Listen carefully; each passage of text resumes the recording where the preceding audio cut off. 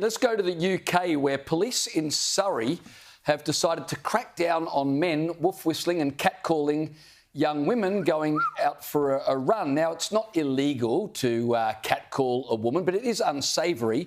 And police have decided that these sorts of things could lead to crime. So they're going to start policing non-crimes in a bid to stop actual crimes. Here's what's going on. Have a look. These women aren't friends out for a run. They're actually undercover police officers taking to the streets in Surrey as part of a new operation trying to stop people catcalling and harassing female runners. We get honked at, the staring, the hanging out of the window just to look at us, and it's so prevalent. Police teams are ready to intervene the moment the officers are beeped at, followed or shouted at. So this is really interesting, Freya. A lot of women are really happy about this. They say they're sick of being harassed. They want to be able to just jog. The way you're looking at me, I think you're going to disagree. A lot of women are very supportive of this. Yeah. But a lot of other people are arguing, come on, there's so much crime in the UK, maybe solve some actual crimes rather than concern yourself with things that aren't offences and aren't illegal and unsavoury but not illegal. What do you think? Well, that's the thing. So when these undercover police catch people catcalling at them, what are they going to do?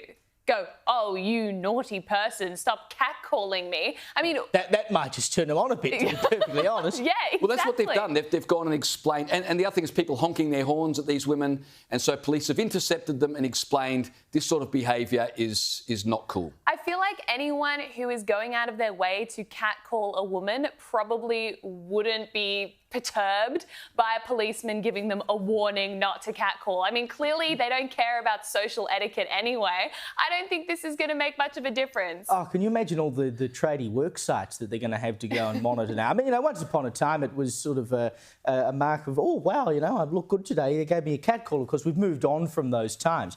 But for goodness sake, do we really need to be putting police resources into it? And they've actually explained, the coppers over there, why they've done it. And it's not just because, it's an unsavoury thing to do. They are convinced that any bloke who catcalls a woman is a potential criminal who needs to be intercepted.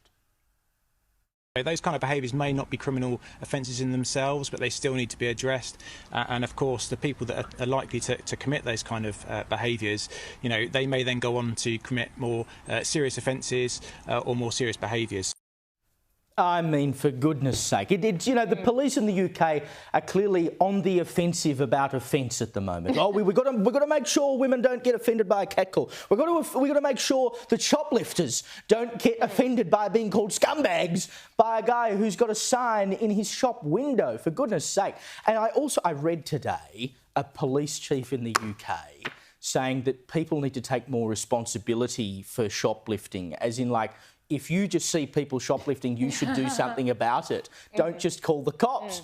And then you've got the cops running around saying you can't call them scumbags, though. I mean, what on earth has policing come to? But they're also not Kingdom? dealing with the underlying problems, because if you were genuinely concerned about women's safety, about women being safe from sexual harassment, then why did the police and many councils not address grooming gangs? Yeah. Why is the government not addressing the fact that foreigners are 71% more likely to commit sexual crimes? People from Afghanistan are 20 times more likely than native Britons to commit sexual violence. Same with people from Eritrea. If you know all these statistics, why aren't you dealing with the underlying drivers of a lot of these crimes, which are illegal migrants coming into the UK?